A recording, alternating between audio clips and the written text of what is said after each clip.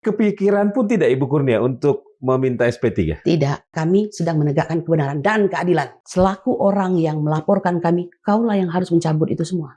Ketika genderang perang itu Anda tabuhkan dengan Anda melaporkan itu, Anda harusnya siap mental. Bahwa yang Anda laporkan ini adalah benar, tinggal memperjuangkannya. Di klaster RRT kan sudah ada permintaan untuk dihentikan kasusnya begitu kan. Kalau di klaster Ibu Kurnia? Biarkan itu mengalir. Kami lakukan apa yang harus kami lakukan. Kalau itu salah, bukan kami yang lakukan kesalahan. Tapi belum ada rencana untuk permintaan penghentian kasus seperti yang dilakukan oleh Roy Suryo Chandra? Tidak ada. Jadi ada pihak-pihak yang mencoba memfasilitasi pertemuan Ibu Kurnia dan kawan-kawan dengan Pak Jokowi di Solo. Iya. Berarti sudah ada upaya juga ya untuk ya paling nggak kontak-kontak dengan Ibu Kurnia dan kawan-kawan ya? Sampai hari ini masih ada. Masih jalan? Masih. Apa keinginan mereka? Tidak ada permintaan, cuma bilang tentu Ibu ingin ini dong, biar selesai urusannya, tidak lagi sebagai tersangka, ya kan? Nah, jadi kita bantulah bagaimana upayanya ini. Karena kasihan kan perempuan, ibu-ibu. Emang nggak kasihan sama keluarga? Pak Jokowi sebenarnya tidak ingin fight di pengadilan dalam kasus ini. Semua orang yang berkuasa itu sebenarnya tidak suka ya kalau diri dia itu di-up di tempat-tempat yang tidak seharusnya mereka dilihat begitu. Mereka senang tepuk tangan, mereka senang puji-puji ya kan. Mereka senang untuk melanjutkan kekuasaan. Jadi kalau masuk pengadilan tuh nggak ada yang suka. Ya kan, apalagi ke penguasa tuh nggak akan suka dia.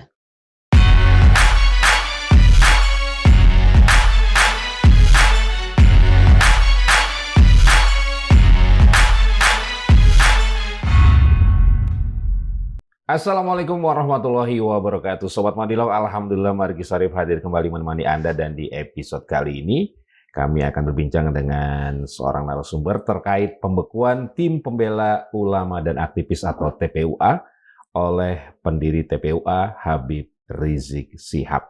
Apa alasan pembekuan TPUA dan bagaimana rencana mereka yang selama ini berjuang terkait kasus ijazah mantan Presiden Joko Widodo? Saya akan segera sapa ex ya. Ex anggota TPUA, saya sapa Ibu Kurnia Tri Royani. Assalamualaikum Ibu. Waalaikumsalam warahmatullahi wabarakatuh. Sehat ya Bu? Bang Margi, alhamdulillah. Alhamdulillah. Di puasa yang ke berapa ini?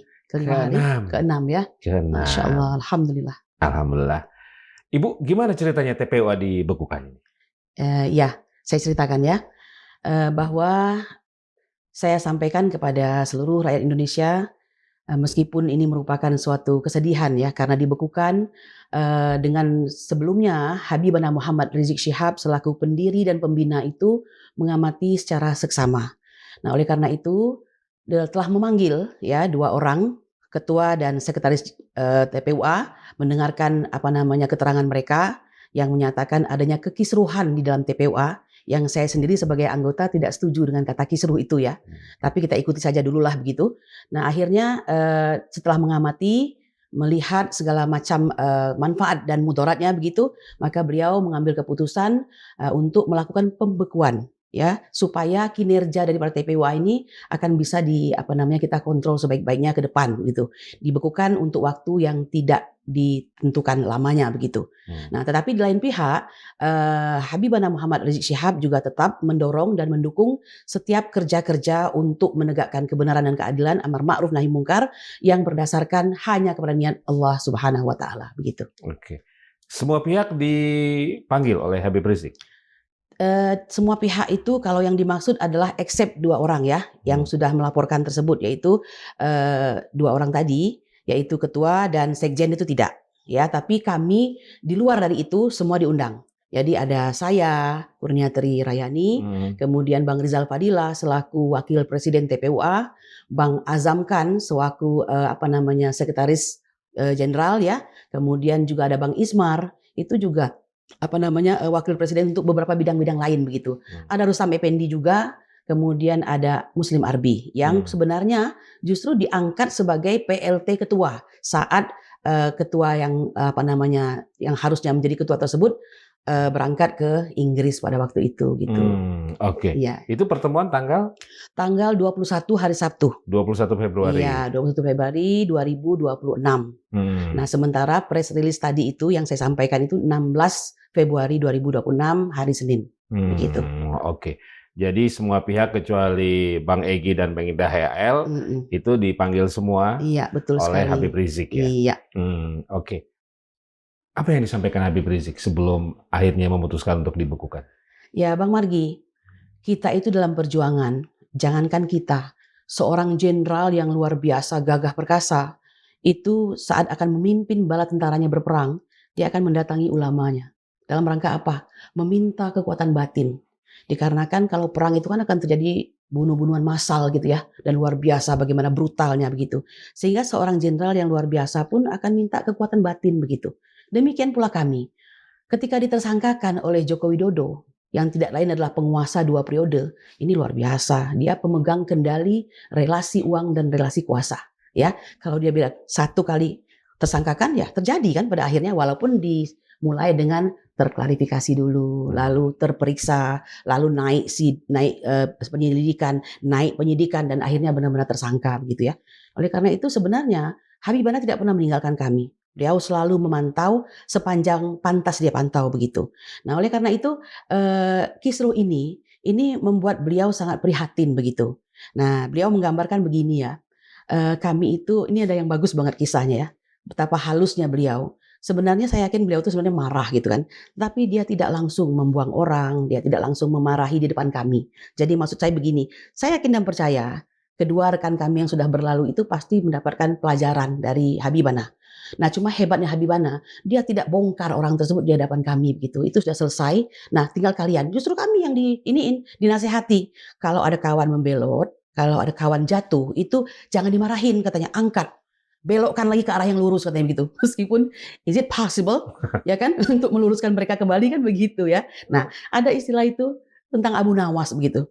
Bayangkan dia tidak marah ya untuk mengatakan kemarahannya itu.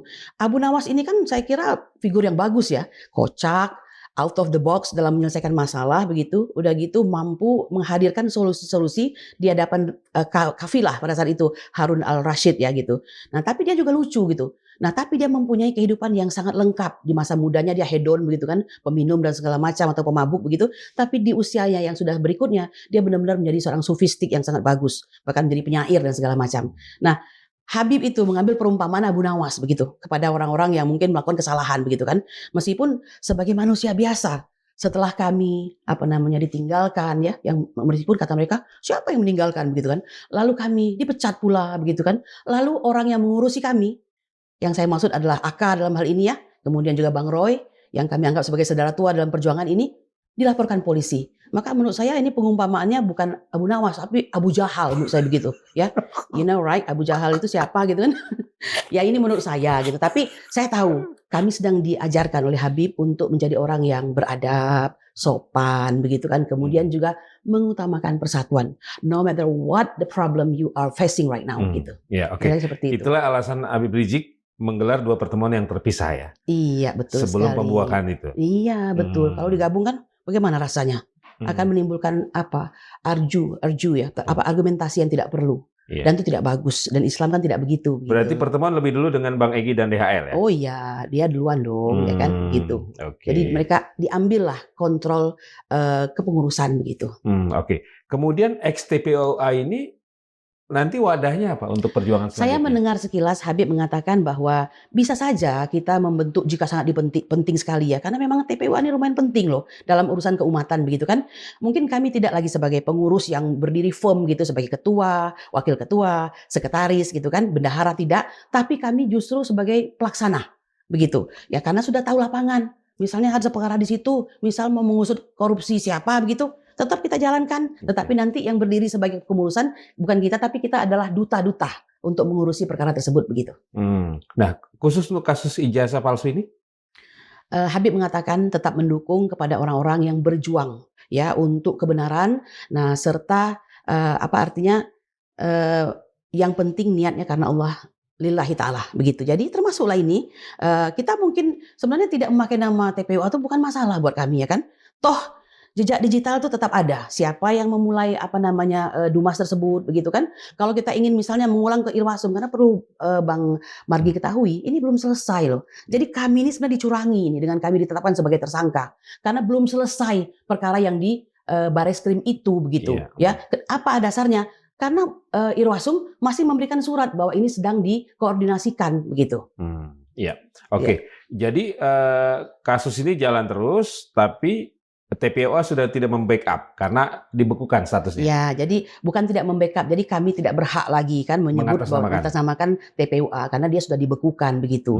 Tapi bukan berarti Habib atau ini tidak peduli, bukan begitu. Ini hanya untuk mencegah kekrisruhan lebih jauh lah begitu, memberi kepastian hukum kepada kondisi pada hari ini gitu. Sebenarnya kisruh apa sih? Saya tidak tahu. Menurut saya bukan kisruh ya, karena seingat saya ketika beliau ke Penang kami mengiringi. Ketika beliau ke Inggris itu kan kita dikumpulkan begitu kan. Dan beliau menyerahkan PLT TPUA presidennya itu kepada Muslim Arbi yang juga dipecat ini kan. Nah lalu wakil ketua tetap Bang Rizal Fadila. Jadi saya tidak tahu di mana letak kisruhnya itu. Apakah kisruh itu yang dimaksud ketika mungkin ada serangan dari termul-termul, mohon maaf ya, seperti Andi Aswan yang mungkin ngomong bagaimana begitu, dan yang lain-lainnya lah gitu. Kita banyak kan podcast-podcast yang luar biasa miring begitu kan. Dan dia masa terganggu begitu bahwa dia ke Inggris itu karena dia cair gitu kan. Kok kalian diam aja sih, bantah dong gitu kan. Nah jadi termasuk dia kecewa mungkin dengan Bang Muslim Arbi yang dianggap tidak melakukan apapun. Kalau menurut saya beliau seharusnya paham bahwa kita ini masing-masing ada beban dalam diri kita ini sebagai tersangka ya kan. Bahwa perkara ini bisa kita akomodir secara baik. Ketika ditanya oleh media bisa menjawab secara baik. Bukankah itu sudah baik begitu? Ya, I mean kalau kita sebagai pemimpin itu banyak-banyaklah mengerti anak buah begitu. Jangan salah paham dahulu begitu. Tapi Habib Rizik memang menyadari bahwa ada kisruh atau kemelut di TPUA ini. Beliau itu orangnya clear and loud, itu tidak mau membuat sesuatu menjadi semakin kacau ya. Jadi kalau sudah ada dari sini mengadukan yang ini lalu juga sebenarnya ada perasaan tidak enak dan bagaimana, mungkin beliau memandang di media barangkali kan, sehingga pada suatu kondisi kami sempat bertemu. Bisa saya menyebut medianya? Boleh. Salah satu acara ini ya TV, iNews ya waktu itu Rakyat Bersuara, di mana saya berhadapan dengan Rasman Nasution ya kan, dari pihak Pak Jokowi itu, kemudian Ade Darmawan, kemudian juga mungkin pengacaranya langsung. Oh tidak, waktu itu dengan pengacara Bang Egy yang diangkat terakhir, Kapitra Ampera. Anda bayangkan, saya itu terkaget-kaget sekali sampai ketika mendengarkan ini tersambung kita dengan Bang Egy di Malaysia begitu ya. Lalu dia perdengarkan sebuah lagu yang Masya Allah itu ya harusnya fenomenal ya enggak, tetapi pada saat itu menurut saya pantaskah lagu itu didengarkan tuh. Ya masih ingat? Yeah. Senang melihat orang susah, susah melihat orang senang. No, that's not correct. Itu absolutely wrong, nggak mungkin seperti itu. Kami diajarkan Habibana tidak boleh senang dengan orang susah. Tidak boleh susah dengan orang senang. Nggak boleh itu. Dan itu kan ajaran Bang Egy juga gitu. Masa dia mendengarkan lagu seperti itu. Dan akhirnya apa? Jadi bulan-bulanan orang melihat bagaimana perpecahan itu. Kalau saya sih satu hal. Kalaupun harus dibuka di hadapan publik karena TPUA harus diperbaiki. Dan saya mengambil langkah bicara apa adanya, jujur tapi tidak berlebihan.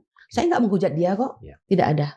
Begitu. Baik. Dan semua yang ada di TPUA dengan lapang hati, lapang dada menerima pembekuan oleh Habib Rizik atau ada semacam masukan atau apa? Alhamdulillah ya Mas Margi, mereka semua tuh sangat pengertian. Kita ini ya malu lah kalau kita mujahidah enggak juga, tapi kita ini insya Allah pejuang ya. Jadi emang apa sih yang diperebutkan di TPUA? Enggak ada uang di situ, yang ada perjuangan. Saya mengapa mau maju di situ karena cinta saya kepada negara ini. Yang mungkin oleh termu cinta apaan kau gitu kan? Mereka tidak percaya, tapi hari ini saya mengatakan ada. Kami sangat mencintai negeri ini. Menjadi bagian yang meluruskan jika ada yang bengkok, ya kan? Menghentikan kezoliman jika terjadi kezoliman. Lewat apa? Lewat ini tadi begitu. Jadi benar-benar 0 rupiah. No 1 cent at all. Saya selalu katakan begitu. Mau sidang sendiri. Bang Egy enak loh, tinggal telepon. Nanti kita sidang ini ya di PN Jakarta Pusat. Sendiri Mas. Dan untungnya kami punya keluarga yang sangat pengertian. Kebetulan kami ini memang suka di bidang ini begitu kan. Ya sudah. Monggo silahkan. Dengan kesederhanaan Bang. Tidak ada yang berlebihan. Ini ladang pengabdian. Ladang pengabdian. Ladang perjuangan. Iya, ladang perjuangan. Sudah hampir berapa tahun saya dengan Bang Egy. Perkara 265 kami menggugat Jokowi dengan 66 kebohongan dan janji-janji. Lalu perkara 266 menggugat DPR. Mengapa? Karena tidak melakukan pengawasan, tidak menggunakan haknya interpelasi, hak budget, hak apa segala macam, hak interpelasi gitu kan, untuk menanyai Jokowi dalam hal ini. Jadi kami itu sudah bersama-sama sudah lama. Nah, khusus ijazah palsu itu kan berjilid-jilid. Ada saya di situ, ada yang tidak. Enggak apa-apa. Kenapa? Bang Egy sendiri bilang, kurnia perempuan untuk jarak jauh jangan. Berarti kan ada pengertian di situ kan. Nah, sekarang kemana pengertian itu? Terhapus begitu saja hanya karena marah oleh kata-kata yang dilontarkan oleh Bang Aka soal SOP Solo. Padahal kalau mau didengarkan apa sih maksudnya itu gitu kan bisa diiniin gitu. Gampang sekali tersinggung. Begitu. Ibu Kurnia. Ya. Ini sebatas pembekuan TPUA atau ada pemecatan? Oh enggak, pembekuan. Hubungan kami masih sangat baik. Jadi status yang dibekukan. Jadi tidak ada kegiatan dahulu sementara ini yang mengatasnamakan dan tidak ada pemecatan. TPUA. Tidak ada pemecatan. Misalnya saya hentikan kalian, tidak ada juga. Hanya dibekukan itu kata-katanya. Dan itu tergambar dalam press release tersebut begitu nomor 001 garis miring PR garis miring TA atau tim advokasi HRS garis miring 2 Romawi garis miring 2026 gitu. Very clearly. Oke, jadi hanya pembekuan, tidak ada pemecatan terhadap siapapun. Tidak ada. Tetapi kami pun juga tidak bermasalah ya soal pecat-memecat itu bukan hal yang penting. Enggak di versi Habib Rizik. Ya, saya kira begitu. Tidak ada kata-kata itu yang saya dengar begitu. Jadi sementara diambil alih. Iya, lebih banyak kita mendengarkan saling ini apa masalahnya dan nasihat tadi bahwa sama Muslim sakit badan yang satu dirasakan oleh yang lain, maka jangan kalian terpancing oleh omongan-omongan di luar yang senang melihat kalian berpecah. Itu pesan Habib gitu. Berarti Habib Rizik merasakan udah pecah di TPUA. Ya kalau ada yang melaporkan, kan dia harus menyikapi dong sebagai pendiri dan pembina. Berarti ini tidak lagi mencapai tujuannya. Mari kita bekukan cooling down sebentar begitu. Setelah itu kita lihat keadaan. Makanya dibilangin, Bib ini kan masih ada yang melaksanakan upaya ke Irwasum. Nanti bagaimana? Sementara kan Dumas itu atas nama TPUA. Nah itu dipikirkan, artinya tidak kaku. Jika itu sangat dibutuhkan, kan ada nanti surat perintah untuk berdasarkan pelaksananya siapa begitu. Itu yang disampaikan tadi. Atau ini bagian dari strategi? Enggak sih, ini kita tuh sangat jujur, jujur apa adanya ya, enggak pernah menyimpan sesuatu dan tidak berpolitik begitu. Enggak terkait pembekuan ini? Enggak ada saya lihat politik di situ, tidak ada strategi di situ, biasa saja. Tapi permasalahannya kisruh yang diklaim oleh pihak dua orang tersebut memang harus disikapi begitu. Kalau kami enggak ada. Saya bingung juga apa sih yang dimaksud kisruh itu gitu kan. Nah termasuk ini saya mempertegas ya Bang Bang Margi ketika mengatakan saya mendatangi Joko Widodo itu karena anak buah dia kami ini begitu menghujat, itu nggak mungkin. Orang saya sudah bilang beliau ke Inggris itu kami temenin kok. Kita ada kumpul di Susite gitu kan. Dia menceritakan. Jadi di mana letak kisruhnya? Saya lebih menganggap itu sebagai pembelaan dan pembenaran saja begitu. Kalau dia memang mau datang ke Pak Jokowi dengan alasan bahwa pada waktu itu tidak sempat datang dan mengawal kami, dia bisa lakukan 2 hari kemudian dari hari kami pulang ke Jakarta. Ini kan jaraknya sampai 10 bulan, 8 bulan. Apa namanya itu kan begitu. Oke, Ibu Kurnia setelah TPUA dibekukan kan Ibu Kurnia, Kang Rizal dan juga Bang Rustam masih berstatus tersangka. Masih ada proses hukum selanjutnya. Kedepannya ini bergerak atas nama pribadi atau bagaimana setelah TPUA dibekukan? Iya, saya sebenarnya nggak terlalu memusingkan ya. Alhamdulillah Allah tuh maha baik. Di antara kepedihan, kekhawatiran kami diajarkan untuk belajar menerima setiap qadarullah dari Allah begitu ya. Nah jadi mula-mula kan ada rasa takut. Sebagai manusia biasa saya kira itu sah-sah saja ya. Tapi diiringi tetap berjuang begitu. Dan tidak pernah mau menyerah ya. Walaupun ada banyak godaan-godaan yang menyatakan kenapa nggak RG dan segala macam gitu kan. Mereka kan nggak tahu backgroundnya gitu. Siapa yang mereka hadapi ini. Pejuang ya kalau mereka mundur pada saat berperang itu saya seperti yang saya sampaikan di acara Rakyat Bersuara itu. Seperti kata Syekh Muhammad Salih Utsami rahimahullah bahwa Rasulullah itu memandang bahwa lari dari perang itu seperti tindakan yang membinasakan. Karena itu melemahkan kaum muslim dan menyorak-nyorakkan kebahagiaan di sisi orang kafir. Dan insya Allah kami berlindung kepada Allah untuk tidak akan berada pada posisi itu. Tapi kepada rekan-rekan kami yang memanfaatkan ya peluang berupa melihat ini kayaknya ada yang salah dari aparat ini, maka kami harus melakukan upaya. Silahkan, itu bukan barang haram menurut saya. Jadi saya berusaha untuk wise dalam hal ini berdasarkan fakta dan adanya hukum yang berlaku begitu. Iya. Nah maksudnya tadi itu pertanyaannya atas nama pribadi atau ada bendera lain yang akan? Tidak ada bendera. Jadi kita jalani saja apa yang akan terjadi. Kami dalam setiap narasi itu sebenarnya selalu berusaha meluruskan pihak aparat ya. Meskipun dari hari ke hari makin tampak bahwa ini benar-benar kriminalisasi. Ya kan ya, saya udah yakin sekali ini kriminalisasi. Kan Pak Jokowi sendiri yang menjanjikan. Karena ini sudah ramai, saya akan melakukan tempuh jalur hukum. Dalam hati saya berbisik akan terjadi sesuatu dan benar. Mereka langsung melaporkan kami 2 minggu kemudian, yaitu 30 April 2025. Yang langsung disambut oleh aparat, ya petugas yang menerima laporan tersebut dengan menetapkan surat perintah untuk melaksanakan penyelidikan. Luar biasa. hanya pada hari yang sama. Itu nggak mungkin. Kalau Bang Margi itu nggak bisa itu. Percaya deh.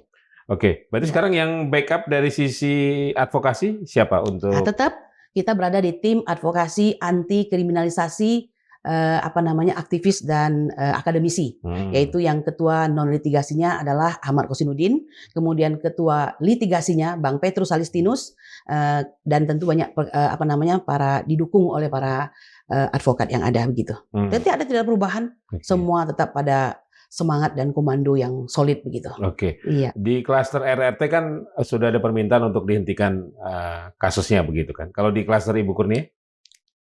Let go within let flow within the water gitu. Jadi maksudnya biarkan itu mengalir. Kami lakukan apa yang harus kami lakukan. Kalau itu salah, bukan kami yang lakukan kesalahan. Jadi kalau waktunya harus memberikan keterangan, kami berikan keterangan. Waktunya harus menghadirkan saksi dan ahli, kita hadirkan. Kalau kata aparat sudah akan dilemparkan kepada jaksa, silahkan. Berarti kan ada P19, P20, dan P21 dan lain sebagainya. Kami menunggu itu. Seperti itu. Tapi belum ada rencana untuk permintaan penghentian kasus seperti yang dilakukan oleh Roy Suryo CS? Tidak ada. Kenapa, Ibu? Ya tidak apa-apa, karena begini ya, setiap kuasa hukum itu mempunyai pemikiran sendiri. Ya kan, ya, kayak tidak mau mengklaim, nanti terlalu bergesekan begitu. Yang pasti kami tahu ini harus diperjuangkan. Jangan lupa loh Bang Margi, rakyat ini menanti loh. Jangan dikira nggak menanti. Memang banyak mengatakan, apa sih ini ijazah palsu, memuakkan, membosankan, terus sekian lama berjilid-jilid. Iya, tetapi di sisi lain, mereka hendak melihat bahwa kami firm dalam perjuangan ini. Bahwa kami benar-benar maju, ya, menunjukkan bahwa ijazah ini memang palsu begitu. Jadi itu yang ingin mereka lihat. Kenapa? Didukung oleh fakta-fakta seperti sidang KIP ya, Komisi Informasi Publik ya, dan itu kita dimenangkan loh dengan data-data atau dokumen daripada Jokowi ini yang digunakan pada saat digunakan untuk melamar menjadi presiden dan wakil presiden, kemudian gubernur dan wali kota, itu tidak lagi menjadi dokumen yang tertutup, diperkenankan untuk dibuka. Ini kan luar biasa ya, usaha dari Pak Bonatua, luar biasa Pak Bonatua, dan juga Bon Jovi, bongkar ijazah Jokowi. Mas Lukas apa? Lukas Warso, ya itu. Jadi kepikiran pun tidak Ibu Kurnia untuk meminta SP3? Tidak, saya juga harus patuh ya. Ketika saya menetapkan diri saya ada dalam pengawalan beberapa advokat yang punya kebijakan juga ya, sepanjang kebijakan itu menurut saya logis dan itu sesuai dengan hati nurani saya akan ikut. Tidak masalah itu. Tidak ada saran juga dari mereka? Oh selalu kok, silakan. Enggak, untuk SP3? Tidak, karena begini, kita tuh membedahnya itu dengan melihat untung ruginya, lalu posisi kasusnya seperti apa begitu. Jadi kalau memang kita ingin mintanya kepada penyidik, ya kan? Lalu kalau meminta apa usaha selama ini, apakah saya mengatakan bahwa diri saya telah salah gitu? Kan tidak mau dong kita begitu kan? Toh saya tidak melakukan apa-apa. Ini kan yang ada Jokowi melaporkan kami dengan perbuatan penghinaan, pencemaran nama baik dan kerusuhan begitu kan? 310, 311, 160 KUHP yang lama dan yang baru itu 433 dan 434 kan begitu. Jadi kita lihat saja, memang ada semacam pembicaraan yang sangat serius bahwa nanti kalaupun sampai ke pengadilan tidak akan terjadi pembuktian ijazah, melainkan pembuktian bahwa kami ini sudah melakukan pencemaran nama baik dan fitnah seperti itu. Nah ini yang sedang kita antisipasi dengan cara bagaimana bernarasi agar rakyat melihat ini semua, awasi ini ya, karena kami sedang menegakkan kebenaran dan keadilan. Gitu. Oke. Ibu Kurnia, Kang Rizal dan Bang Rustam masih solid bahwa di klaster ini tidak akan ada permintaan SP3? Alhamdulillah, itulah pembicaraan kami setiap waktu. Saya bersyukur ya dekat dengan Bang Rizal. Bang Rizal itu komandan kami saat di Solo ketika Bang Egy tidak ada di sana. Beliau tuh memimpin kami dalam bus itu dengan luar biasa, syar'i dijalankan. Sholat tidak boleh tinggal, doa selalu turun dari bus menuju ke rumah Jokowi yang auranya kita rasakan ya. Dan pendukung yang ribuan di samping itu bukan kita itu. Kita hanya satu bus. Justru pendukung beliau itu di kiri kanan ribuan. Bahkan ada Hercules, ada siapa yang sekarang sudah masuk penjara tapi tidak masuk penjara juga itu. Yang sudah itu Sylvester Matutina. Kita di bawah tekanan itu tetapi berjalan dengan bimbingan Bang Rizal Fadila, kekuatan dan kemacoan seorang Rustam Effendi gitu ya. Kami yakin tidak ada masalah. Dan kami berjanji insya Allah akan apa kata Allah sajalah kemana takdir ini membawa. Bukan berarti pasrah ya. Karena kita ini harus menuntaskan ini. Pak Jokowi selalu mengatakan nanti saya akan ini kan di pengadilan. Mari kita lihat padahal sudah ada sidang citizen lawsuit yang ada di Surakarta, dia nggak hadir di situ, padahal ditunggu-tungguin nih. Bang Rismond, Bang Roy sudah menjadi saksi ahli semua, tapi beliau tetap tidak hadir. Seperti halnya sidang-sidang yang lalu, gitu. Nah kita lihatlah nanti begitu. Apa yang membuat di klaster Ibu Kurnia ini begitu solid? Ada Nah, pengikat apa? Karena ada orang besar di belakangnya gitu. Tapi bukan orang ya, zat yang sangat besar. Ini orang sering bilang begini ya, agak anggap remeh hal-hal seperti, tapi itu yakinlah itu benar adanya. Karena begini, ini nggak gampang. Saya bilang tadi kami menghadapi seorang Joko Widodo, orang yang sangat berkuasa dan masih terus berkuasa. Maka kepada siapa kami menyandarkan harapan kami kecuali kepada Allah Subhanahu Wa Taala dalam tangis di malam hari, ya kan? Saling menguatkan satu sama lain, dan itu nggak gampang. Jadi jangan salah Pak, memang ada zat yang sangat besar, Allah Subhanahu Wa Taala. Itu saja. Yang hari-hari ini mungkin agak sulit orang mempercayai, walaupun dia mengaku beragama begitu. Saya kira itu aja Bang. Oke, memang nggak mau status tes kayak dilepaskan gitu? Siapa bilang kita mau itu datangnya dari Joko Widodo. Jadi begini ya, dalam satu acara di Head to Head yang dipandu oleh Mbak Elvira ya di mana tuh CNN, saya mengatakan kalau dia merasa dia negarawan, selaku orang yang melaporkan kami, kaulah yang harus mencabut itu semua, bukan kami. Jadi jangan bilang kami tidak ingin status tersangka kami tidak dicabut. Itu tersangka ini sangat membebani sebenarnya ya. Tetapi itu kan saya katakan tadi, kami belajar dari hari ke hari untuk menerimanya dengan kesabaran. Kalau Pak Jokowi, kan beliau sudah sakit ya. Kalau saya nggak bisa tuh menelaah penyakit beliau seperti Dokter Tifa ya. Saya nggak punya keahlian di situ. Tetapi kalau melihat tampilan fisik ya kan sakit nampaknya beliau begitu. Saya sebagai seorang muslimah yang sama dengan beliau, saya menyarankan bahwa gunakanlah waktu yang ada itu untuk sebanyak-banyaknya berbuat kebaikan. Bahwa di antara anak bangsa mungkin ada clash dan segala macam itu tidak bisa dihindarkan karena inilah kehidupan. Tapi jika mampu, lakukan hal yang baik. Mumpung masih ada waktu, mumpung nyawa masih di kandung badan. Kalau tidak ada, mau bagaimana? Kalau saya sih terus terang ini bagian daripada kisah hidup saya. Saya akan catatnya di mana nanti posisi kami. Itu saja. Kalau ikhlas, saya yakin ada balasannya dari Allah Subhanahu Wa Taala. Jadi syaratnya harus ada permintaan dari Pak Jokowi. Pak Jokowi dong yang mencabut itu kan ini kan delik aduan ya. Jadi yang dia kan merasa terhina sehina-hinanya, direndahkan serendah-rendahnya itu bagian mana? Meskipun kami nggak tahu bagian mana sih ini gitu. Katanya sudah ada 709 bukti, 120 saksi dan 20 sekian ahli. Wah, luar biasa ini. Emang kalau orang lain yang melapor mau seserius itu untuk ditangani, ya saya nggak tahu juga itu, Bang Margi begitu. Kalau dicabut, damai mau?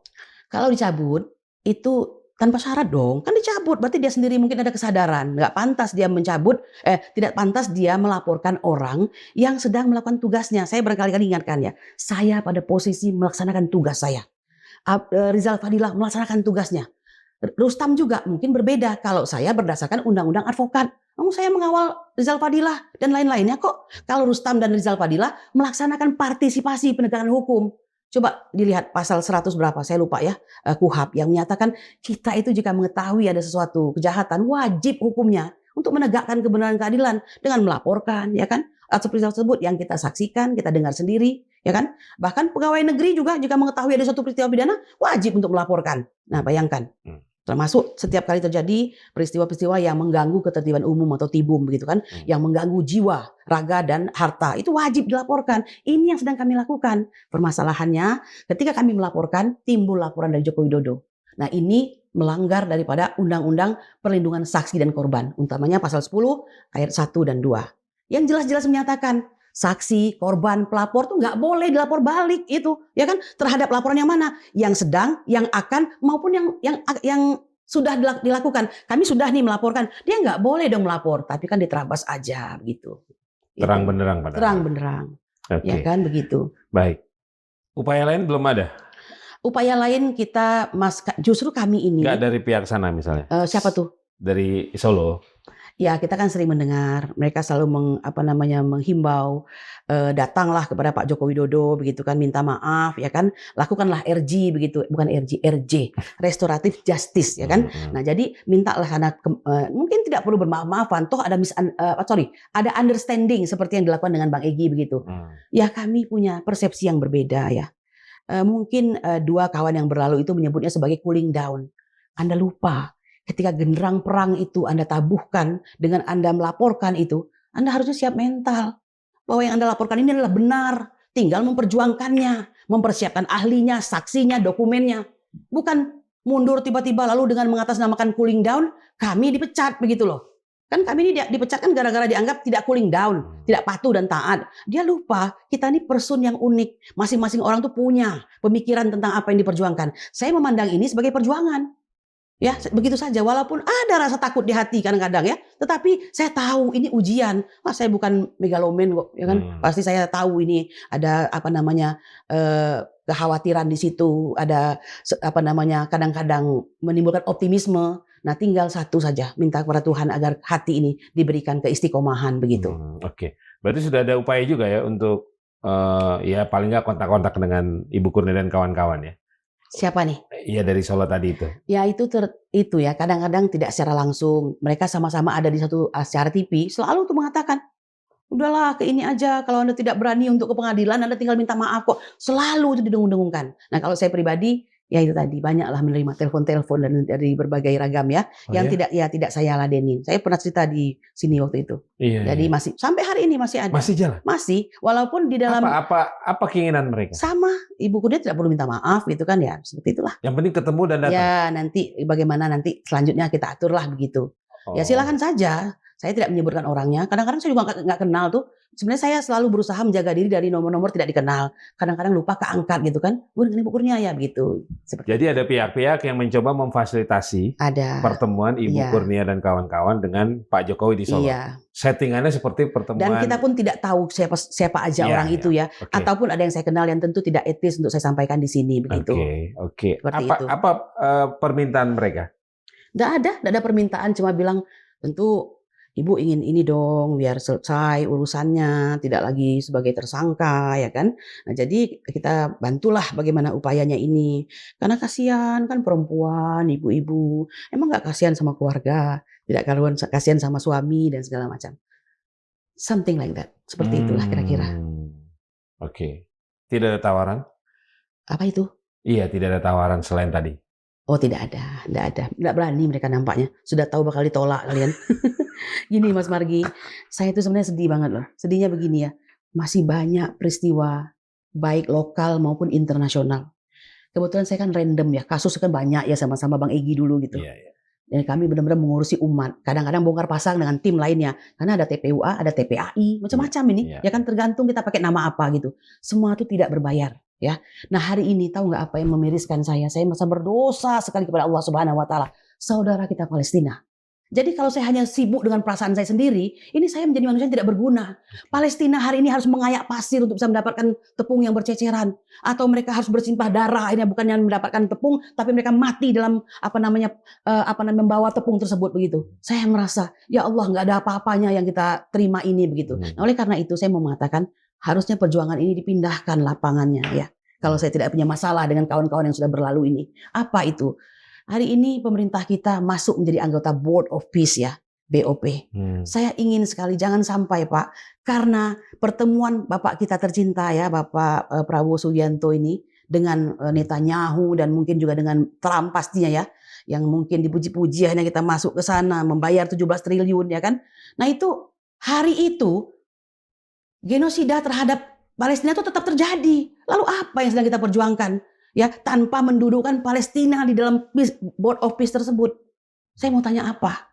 Dan saya terus terang katakan kalau ada pernyataan yang menyatakan bahwa kita siap membuka hubungan, sayalah orang yang paling sedih, Bang Margi dan semuanya. Belum pernah terjadi berpuluh tahun, ya kan? Sedangkan kita ini adalah pada tahun 1961 mendirikan gerakan non-blok ya, non-aligned movement. Dan itu pasti mengkhianati cita-cita untuk melihat bahwa kemerdekaan, kedaulatan, serta menentukan nasib sendiri itu ada pada setiap negara dan tidak boleh dijajah. Hak segala bangsa. Dan hak segala bangsa. Tetapi Palestina hari ini satu-satunya yang masih berjuang dari hal tersebut begitu. Jadi ada ladang perjuangan lain banyak sekali, yang harus dipersiapkan ya. Betul. Belum lagi tadi ya, banyak peristiwa-peristiwa yang sangat menggugah. Terakhir kita agak kesal sekali, marah sekali dan luar biasa. Saya nggak tahu mengatakan apa ketika anak berumur 14 tahun yang dipukul kepalanya tersebut. Ditual. Ya itu saya sangat sedih sekali. Sedangkan kita pada posisi akan melakukan reformasi di tubuh Polri begitu. Ya. Ibu Kurnia, kembali ke tadi adanya permintaan dari pihak-pihak tertentu untuk udahlah damai dengan Pak Jokowi. Ibu melihat ada situasi apa di sana? Saya tuh sebenarnya semua orang bisa menebak ya. Kadang orang menutupi dirinya dengan mengatakan tunggu saja di pengadilan. Apakah seberani itu menghadapi pengadilan? Karena Bang Roy dan Bang Rismon juga sedang giat-giatnya ini mengumpulkan semua bukti yang semakin hari semakin mengarah kepada kebenaran tersebut begitu. Ya, jadi kadang-kadang namanya orang sudah sudah pakam dalam berpolitik kan, apa yang tersirat itu belum tentu yang tersurat kan begitu. Jadi saya membacanya ini bagian dari sebenarnya tidak menginginkan ada masuk dalam pengadilan. Begitu. Jadi bagaimanapun cara, tentu tidak menggunakan tangan langsung ya, tuh nabok nyilih tangan, ngambil sesuatu dengan menggunakan tangan siapa begitu kan. Jadi ya itulah yang terjadi. Tidak berani sebenarnya ke pengadilan, tetapi ini harus diatasi begitu. Apakah Pak Jokowi mulai terpojok dalam kasus ini? Kalau terpojok itu harusnya sudah lama, ya kan. Nah, cuma kan tadi kekuasaan, relasi uang dan kuasa itu membuat beliau terus terlindungi begitu. Nah, yang saya sayangkan pemerintah sudah hampir 10 bulan seperti ini, bukan berarti ikut campur terus kami diiniin bukan ya, tetapi harus mengambil langkah-langkah lah begitu kan.